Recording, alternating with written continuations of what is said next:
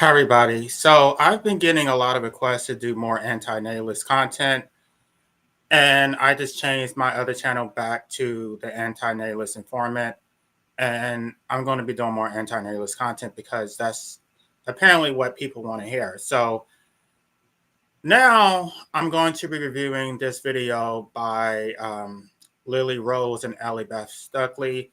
They have this organization called Live Action. They are anti-choice. They can call themselves pro-life all they want, but they're anti-choice. So there was a there was rank hypocrisy in this discussion, and I'm basically going to call them out. Y'all know I'm going to give it to them straight. So let's go ahead. Without further ado, we're going to go ahead and get started. Rejection of abortion. There's a lot of people, even in the conservative space, who are like, some abortions, I can understand. It's like, no, this is killing a baby. You're unapologetic about things like IVF and surrogacy, about calling, the evils associated evil, even though there's obviously the beauty of a new life with at IVF. In some cases, it can bring new life into the world. Many lives are killed. You've been very on the cutting edge of a lot of that, I think, in the conservative space, where people right now, especially on the pro-life side, are even saying, no, we need to protect IVF at all costs. I mean, there's kind of moral confusion, I would say, in the pro-life space, even at this time. What forms your moral vision? How did you get to have the moral vision that you have? And it sounds like you've had this for years. It's not something that you've developed recently. You've had it since before you even started your work. Well, definitely pro-life, definitely have always been against abortion. But I would say, and I've talked about this before, that even a few years ago, I would say probably 7 years ago, I thought that it was just reasonable and sophisticated to be pro-life. But of course, you should believe in some exceptions. Of course, you should believe in exceptions in the case of rape or incest or maybe something else too. And I thought that that was a totally conservative pro-life position. And Okay, so I'm going to stop her right here. This is a sadistic status. She's acting as if she's in the moral authority here. And we're going to flip that on its head because they're not in a moral authority. They don't have the moral high ground. There's nothing altruistic about what they're trying to espouse. Right. And she thinks that the government should have the final say on all things. So she doesn't believe in natural rights. This is a hellscape. They want to greet you into hell, and then they want to be the ones to control your life. it was actually a Facebook comment. I think I said that publicly. I must have made a post on Facebook, and it was a Facebook comment by a random person. I don't even know who this person is, who challenged me on that. And you said, well, what is the difference between a baby who was conceived in rape and a baby who wasn't conceived in rape? If there's no difference, then why is your stance on abortion different for the circumstances surrounding someone's conception? There is no difference. A baby that was conceived in rape and a baby who wasn't conceived in rape are both going to suffer and die. So it really doesn't matter. The outcome is going to be exactly the same. All babies who are bred into hell, all babies who have life, suffering, and death imposed on them are going to suffer the exact same fate. I hadn't thought about it like that. Even as a pro-lifer, someone who would have said that I am adamantly anti-abortion, I still, in those cases, was not thinking about it from the perspective of the baby. And you're still not thinking about it from the perspective of the baby. You're still not thinking about what kind of life this baby is going to live. That this baby is going to actually spend most of his life as an adult, suffering, working as a wage slave, obeying unjust laws, having to be controlled by people like you, having their natural rights deprived, right? What about that? You're still not thinking about the baby. The only people who are thinking about the welfare of the babies are those of us who are anti-natalists. Which is, of course, what we find with a lot of pro-choice people, is that they haven't even really considered what an abortion is or what's happening in an abortion or why they believe that abortion is okay, because they're not considering the life that is being killed. And I wasn't either, even as someone who would have called myself pro-life. So Okay, but you do realize that when you impose life onto a non-consenting human being, you're also imposing death on them. So when you say that you're pro-life, you're actually pro-death and pro-suffering. There are so many lessons in that little exchange, but I just want to encourage people. One, it's okay to change your mind for the better. Right. You should change your mind for the better. You should become an anti-natalist. You should stop breeding babies into hell without their consent. Two, don't think that all your time spent on social media is wasted. Three, don't think that you are not accomplishing anything by speaking the truth in love to someone. You really never know what the result is of a truthful message that you sent or a comment that you made. Here's the thing about these anti-choicers. They think that what they're saying is so novel, is so profound. All they're doing is regurgitating the same talking points. We have heard the same arguments ad nauseum. There's nothing original coming out of a lot of them. I haven't heard one of them come up with an original argument. And she thinks she's saying something profound. So she's going to keep spouting her nonsense and thinking that she's saying something wise. It's not wise. We've heard this argument before. Or maybe it was just a comment that you made offhand to a friend. You never know what God is to use to plant a seed in someone's mind. That person. Right. And this is coming from a Christian. So when I was a Christian, by the way, I consider myself a Gnostic Christian, which I know most people don't know what that means, that there's an esoteric and an exoteric version of the Bible or interpretation of it. According to the Gnostics, when you procreate, you're basically trapping a soul into hell. And Gnostics believe that hell is on earth. So that's a different Christian interpretation. When I was a traditional Christian following the King James Version, I was actually an anti-natalist before I even knew it. And that was based on Joshua, based on Job, that they all cursed the day that they were born. So the Bible is replete with anti-natalist verses. I don't know why people just overlook them, but it's there. That was my foundation for becoming an anti-natalist. It wasn't anything secular. It's not because somebody brainwashed me. Nobody told me to be an anti-natalist. I'm the one who told my dad that it was wrong to procreate after I read the Bible. Person, again, no idea who that Facebook commenter is. Like, she probably doesn't even remember saying that. But God used that person's boldness in that moment to plant a seed in my mind and to change my mind. And God can do that with all of our words. And she might not ever know the repercussions or the positive consequences of what she said. And the same is true for us. And right, you will never know the consequences of breeding a baby into hell. We might not see the results immediately of someone's changed heart or changed mind, but we are still called to be faithful in speaking the truth in love.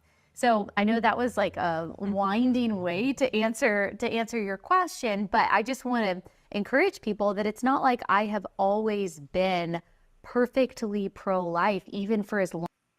You mean imperfectly pro-life or imperfectly anti-choice? Because there's nothing perfect about depriving people of their natural rights. Long as I've called myself pro-life, I would say that by God's grace that I have become more adamantly pro-life, more. By God's grace, you would want to spare human beings of this hellscape. That's what you would want.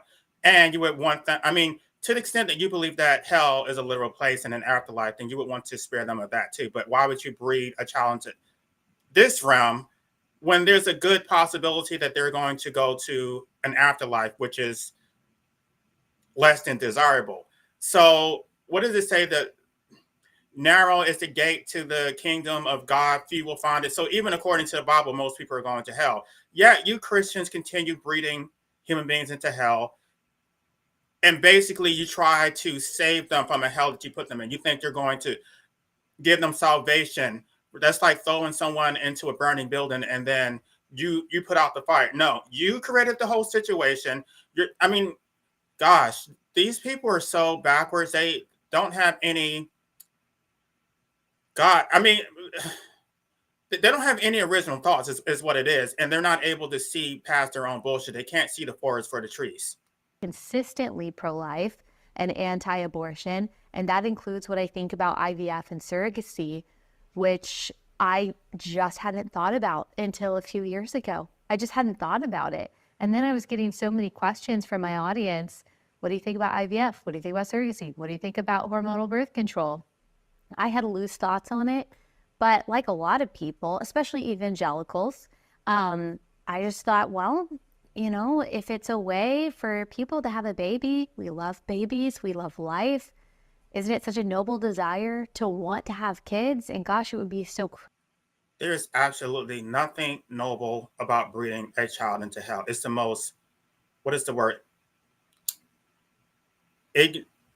I'm not even going to try to say it, but yeah, there's nothing noble about breeding a baby into hell. Like, procreation is the most selfish, cruel, and immoral thing that you can possibly do. Crushing to struggle with infertility. Sure, what's wrong with IVF? I had no idea that it involves the creation of so many embryos. I had no idea that we had millions of embryos on ice.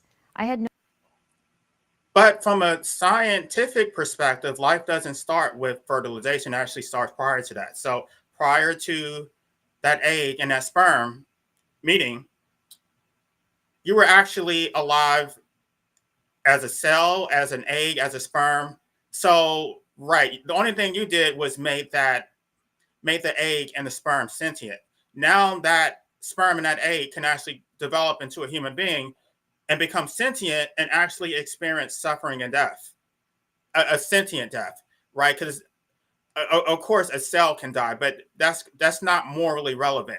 And I'm going to go back to y'all and explain antinatalism, because I know we have some new subscribers and y'all probably haven't listened to some of my older content, but at some point I'm going to go ahead and break this down all over again from scratch. No idea that it involves eugenics and you're testing the different embryos, not just for their gender, but for their disabilities, and discarding those embryos that you don't want. The embryos are abandoned, that they're in the middle of custody cases. I had no idea that all of these little tiny defenseless embryos are not sentient. Embryos can't feel pain. They have no memories. They have no moral relevance. Discarding an embryo is not anything that we should even be considering in terms of ethics. image bearers of God are being abandoned on ice indefinitely, are being discarded, are being thawed, are being killed. I had no idea. But you actually cannot have the industry of in vitro fertilization without the destruction of embryos. I didn't know that. So when I started looking into it and thinking about it, there's this great book, Ethics for a Brave New World. I love it. I recommend that every Christian read it. But procreation is the most unethical thing. It is the moving force behind all suffering and death. If your child grows up to get raped, if they experience pain, get bitten by a mosquito, fall off a bike, get unemployed, experience hunger, any of that, all those things are caused by the fact that they were bred into hell. And then, of course, we all have to die at some point. So it's completely unethical. And I started reading what they were saying about reproductive technology and reading what goes on. That was like just a light bulb went off. And it's probably annoying to some people, like how persistently I've been talking about it over the past few years. And I'm sure that I have lost plenty of followers and plenty of subscribers from it, because it's a hard thing to talk about. It's a sensitive subject. And I'm sure some people are like, can you just let this go? Especially 2024. Like, you're going to lose the election for us.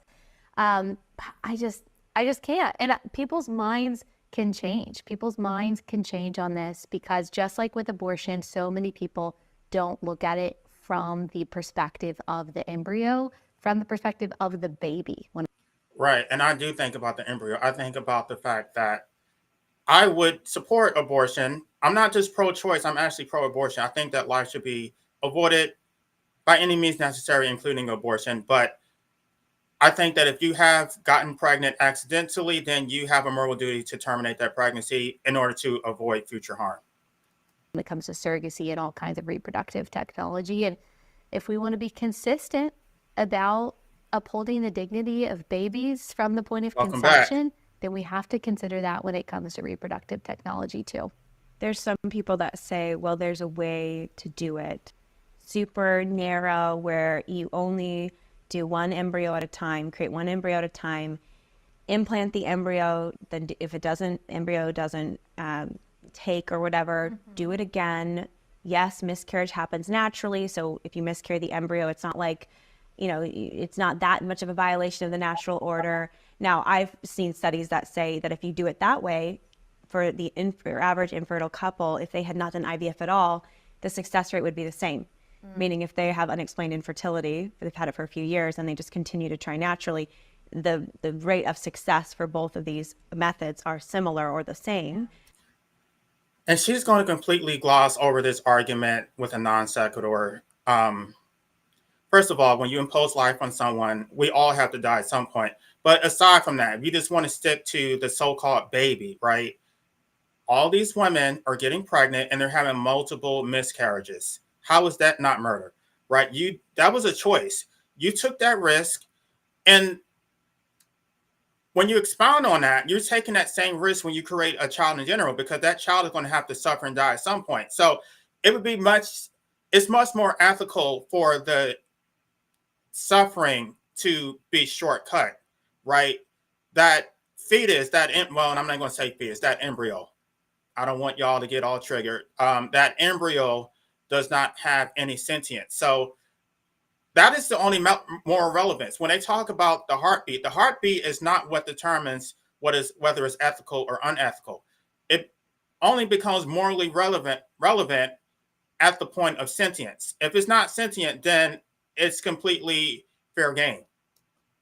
But what's your take on that response? Because some Christians and non-Christians will say, okay, but I'll just do it really ethically. I'll do IVF really ethically. Yeah. I think that is better than creating, say, a dozen embryos. Yes, I think it is better. Of course, I think it's better. But you still have to ask the questions, the ethical, moral, and biblical questions as Christians. No, let's not go there. I already told y'all all those Bible verses where the Bible basically condones bashing babies against rocks, ripping babies out of mother stomachs, killing the firstborn son.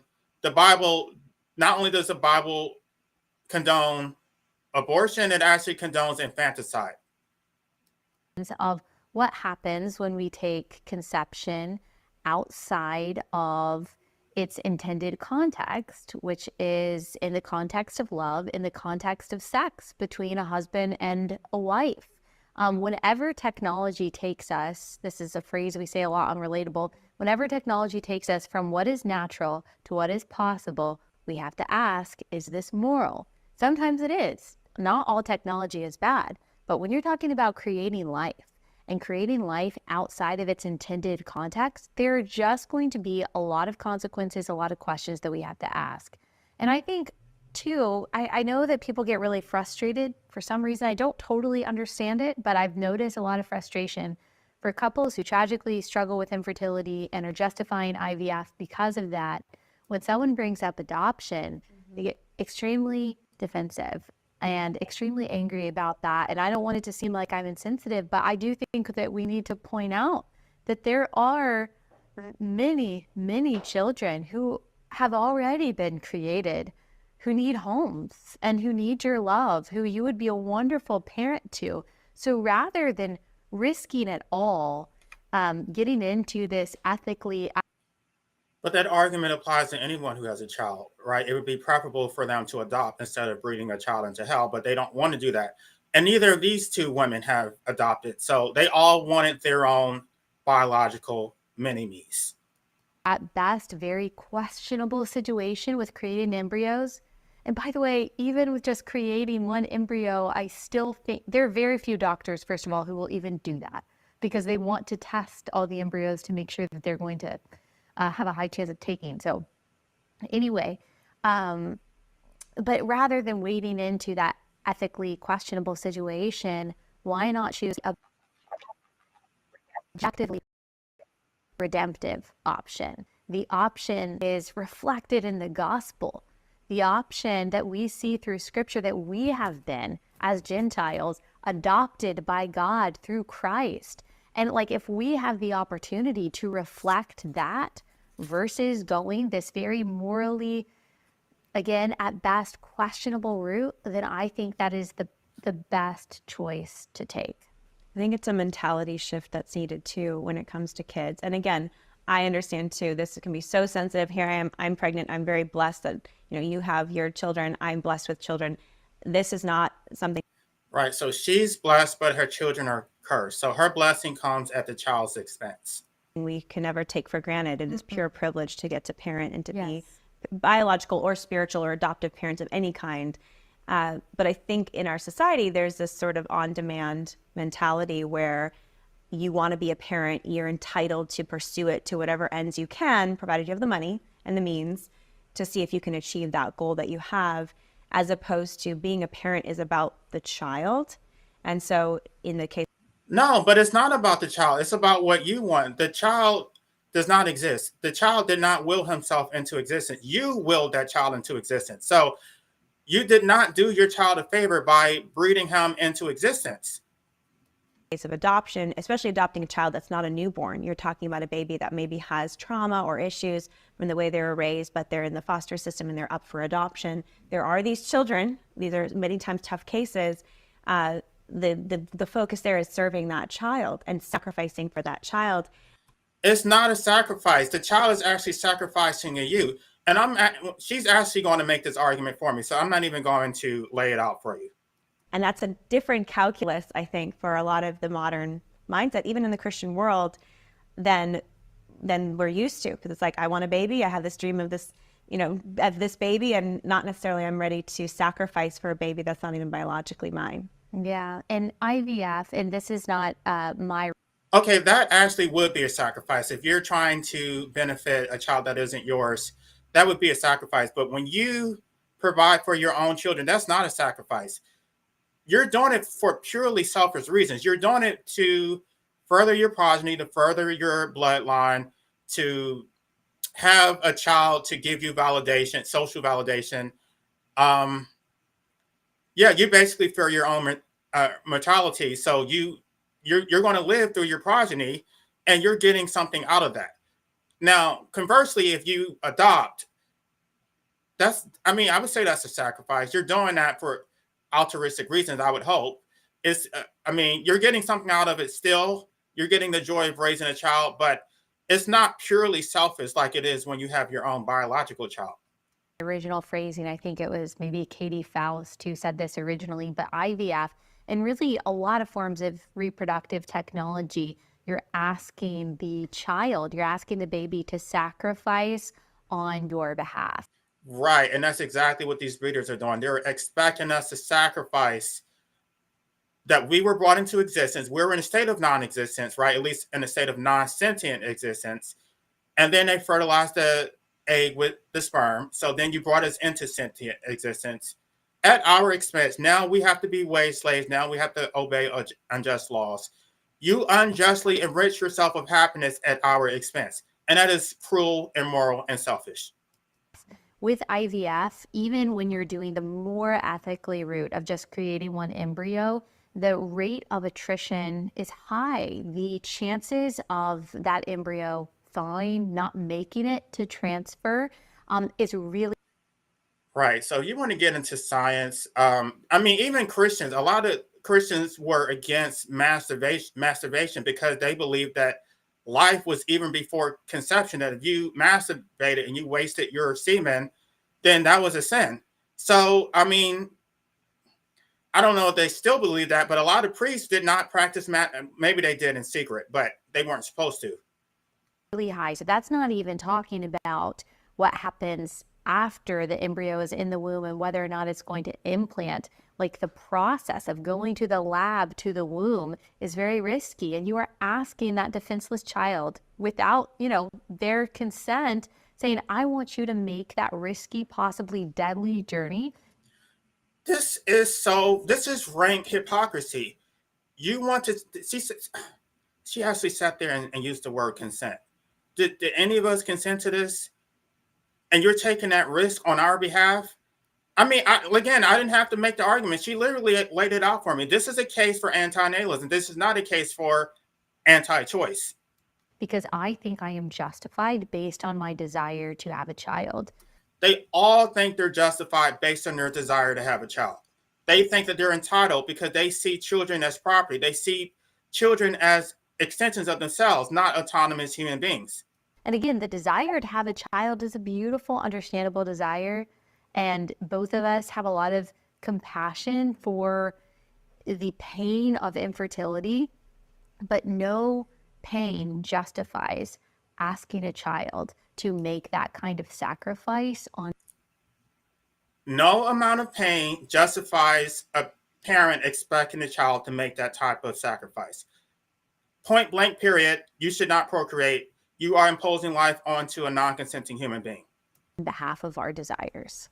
And you may have seen this new statistic that there's a whole cohort of women now, more is increased in the last decade, that don't ever want to have kids. Yeah. And that actually the group of women, I don't know the exact.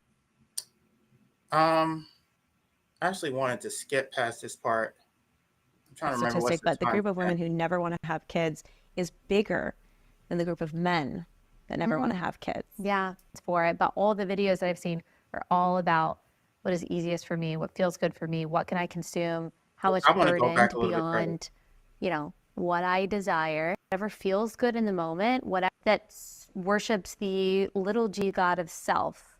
And it urges you to sacrifice all kinds of things, including your own children, on the altar of your own happiness.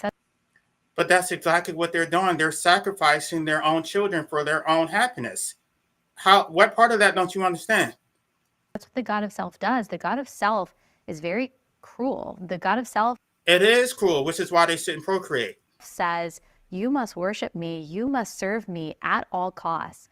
Gosh, she is really laying this out for me. Your children must serve you at all costs. The child is your slave. The child has to obey you. The child is free labor. The child is free validation and narcissistic supply. And the God of self says, whatever makes me happy, whatever feels good in the moment, whatever I can do that's within my control, however I identify, whatever.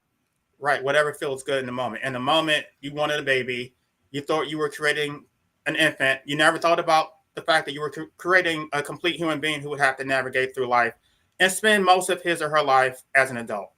Whatever I declare that I am, I am. That is what the God of self does.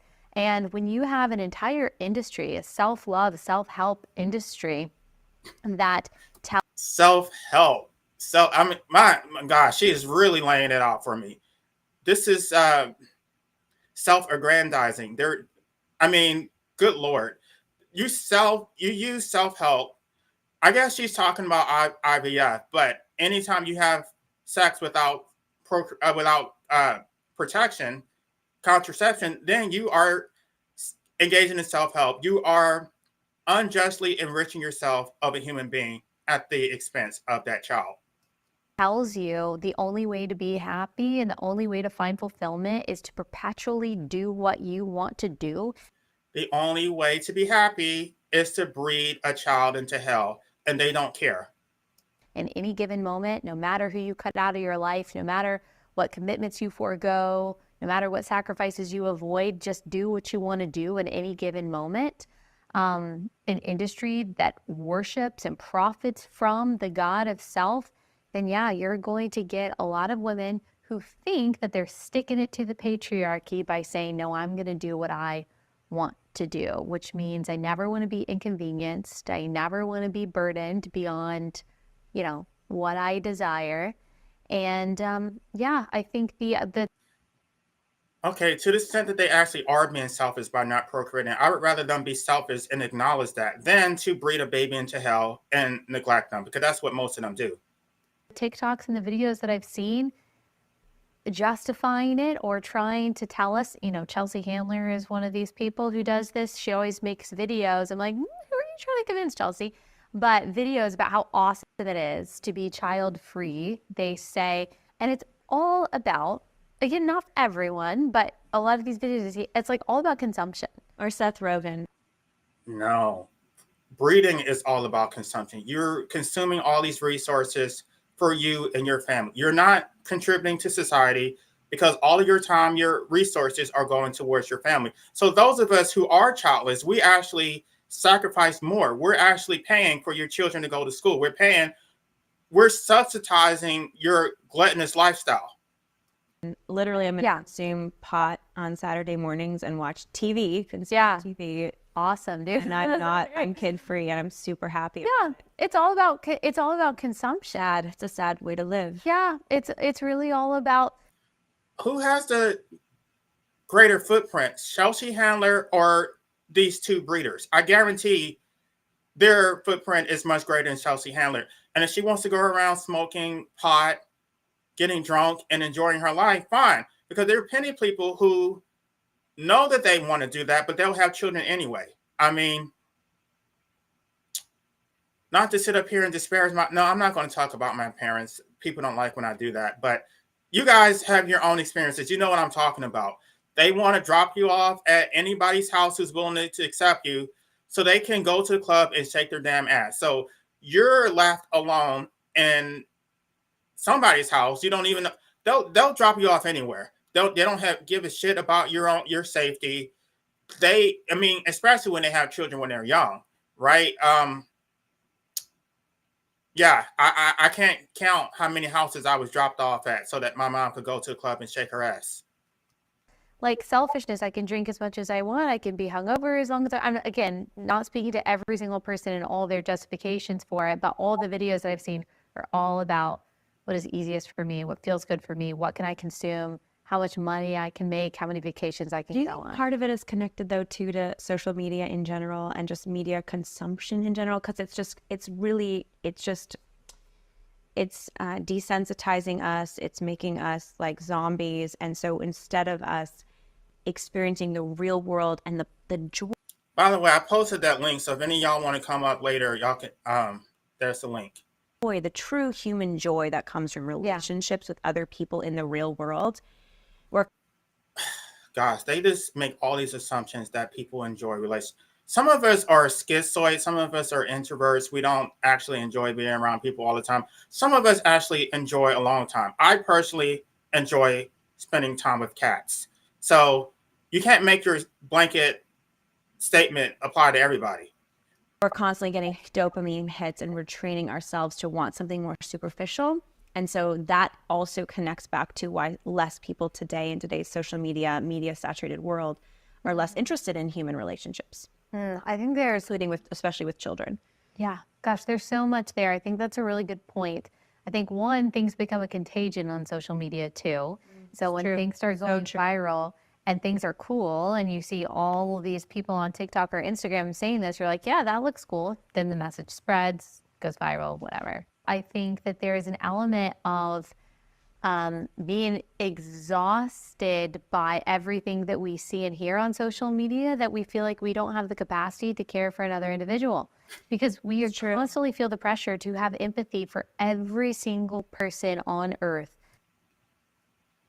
Right. And if you had any empathy, if you were an empath like I am, you would feel that. That would weigh on you every day. You would feel other people suffering and you would realize how much of a hellscape this is. I don't just worry about myself. I can feel other people suffering. I take it all in and I see everything that's going on around me. And I know that this is not a proper environment to bring a child in. You're the one who's apathetic. You don't have any empathy. And these people, they live in their own bubble. They think about, they're really focused on their own family. They don't contribute to the broader society at all.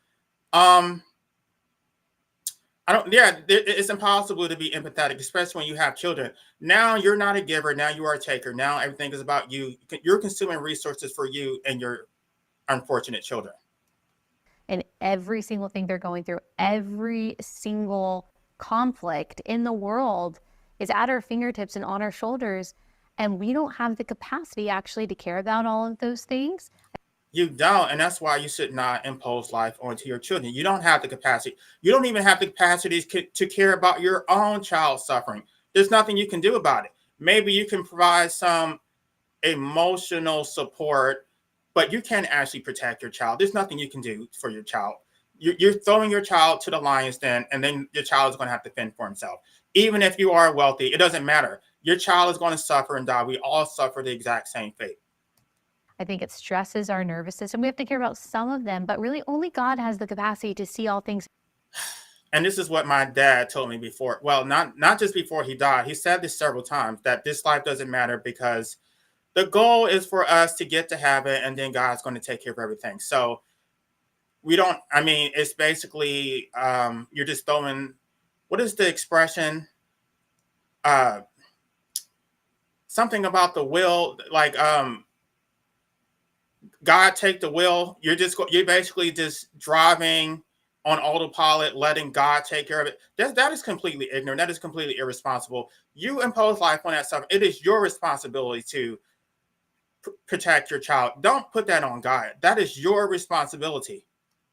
Things and know all things and care about all things. Well, and then some people think I don't even want to bring a child into this world Exactly. because they're Right, and they completely gloss over this too. So a lot of us don't want to. It's not even. They assume that we just don't like children, and I mean, those who are child free, a lot of them don't like children. But anti-natalists, a lot of us do like children. We just think that it's unethical to impose life onto a human being without his or her consent. Because after you do that, you're pretty much stuck. There's no way to reverse that. You're stuck with it. How are you going to opt out of it? How do you correct that mistake? they're just constantly seeing Exactly. on social media and in media. And they don't even feel like they have the capacity to do it because all of their empathy and care is being drained and sucked by the 24/7 news cycle. So yeah, I think social media plays a role for sure. What do you think the pro-life movement needs to do more of or do differently in order for us to win? And by win, I mean not just continue to be moving forward as a movement, but to abolish abortion, make it totally illegal, and to make it unthinkable. Unthinkable. So you're not only trying to take away our natural rights, you're trying to control our thoughts too. Gosh, well, I'm just thankful. Let me just say, I'm so thankful for what you have done for now so much of your life. And I think that the videos that you put out, that live action puts out, that is now a lot of the videos just of the baby development inside. By the way, this live action, I guess that's a nonprofit. This is an evil organization. This is an evil organization designed to breed children into hell. I would love to debate any one of them. I would even debate them on biblical grounds because I can tell you verses inside and out that the Bible, there's an anti-natalist case for that is based in Christianity completely.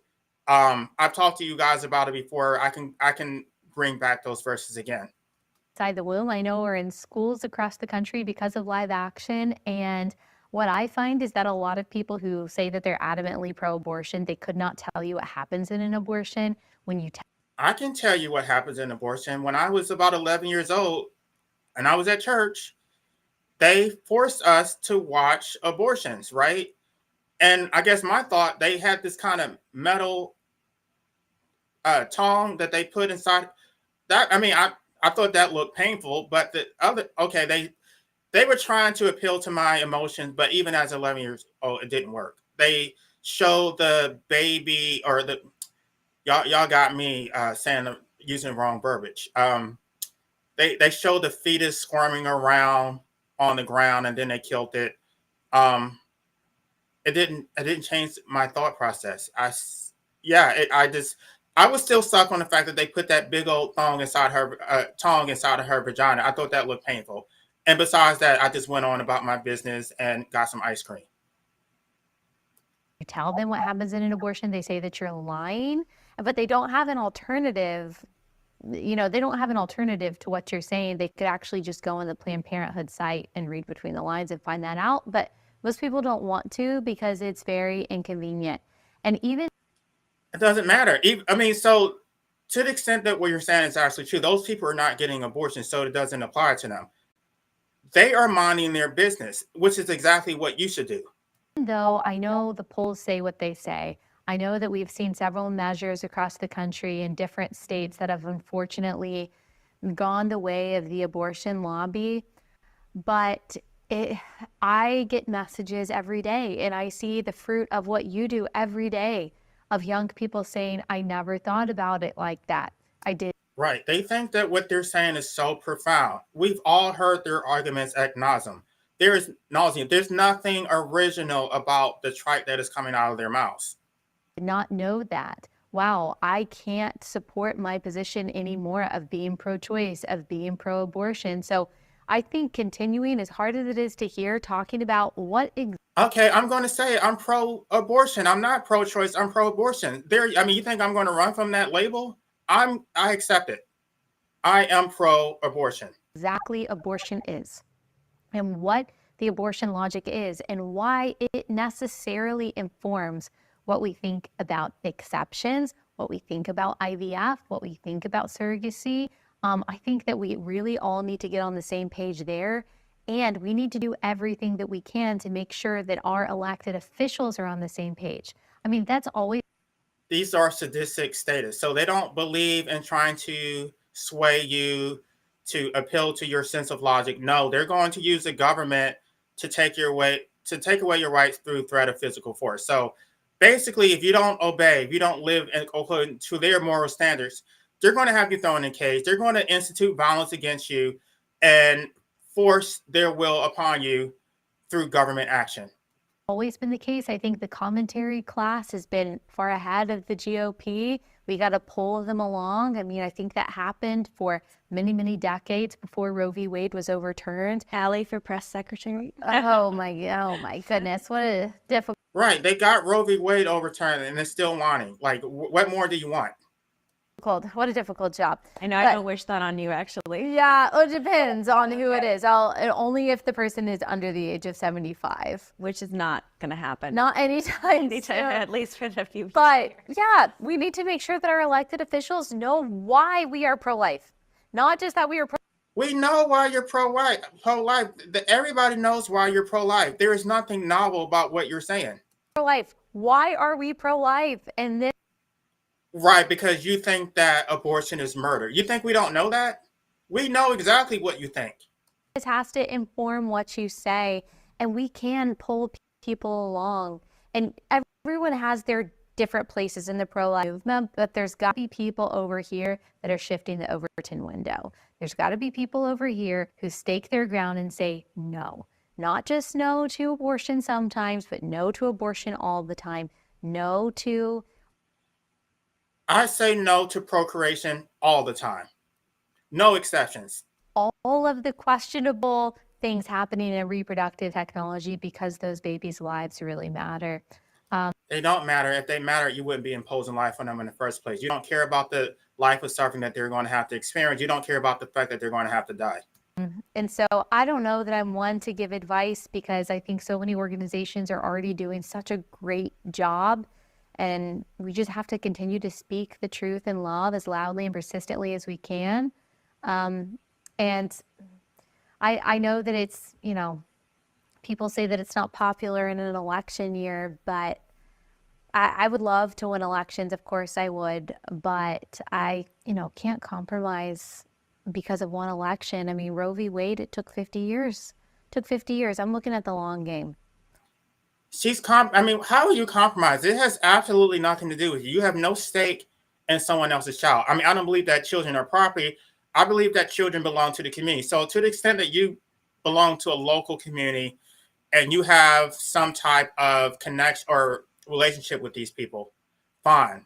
Go to those people and convince them that they should not have an abortion because you're going to help raise that child. You're going to contribute to that child's upbringing. But you're someone in a completely different state, someone who has no connection to anybody. You have no standing to tell some random stranger what to do with her body.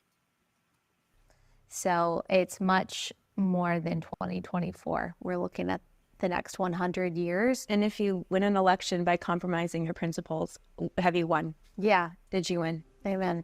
Amen. Keep it up, Allie. You too. You're awesome. Thank you. Thanks for joining. Right, so now there's this. I'm not even going to say what I was.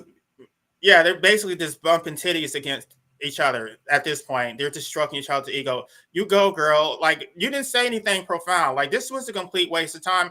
But somebody needs to address it because they think they're actually saying something intelligent. So, yeah, they're two breeders. They come from this anti-choice organization called Live Action. They go around giving all these speeches, and somebody must be funding them because they're not doing this for free. They're getting something out of this. So, yeah, I'm going to be doing more anti-natalist content because y'all are asking for it. So, I'm probably going to be covering more videos from these people. Maybe not from her. This is the host. By the way, I want y'all to see the background that I have here. This is my background. These are babies in hell, and that's what they want. So yeah, they're bumping titties. That's exactly what they're doing, stroking each other's ego. So I did post a link, but if y'all don't want to come up, that's fine. It's already 46 minutes in, so I don't show my face very often, but I decided to do it today. So with that, unless anybody wants to come up, I'm going to go ahead and end this live stream.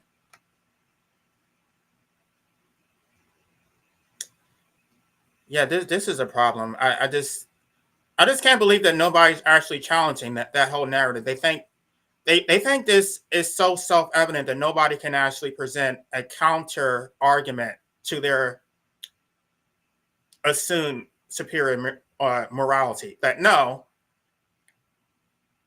procreation is the most immoral and unethical thing you can possibly do. All right, y'all. I need to go water my plants and get something to eat. So I guess I will go ahead and end this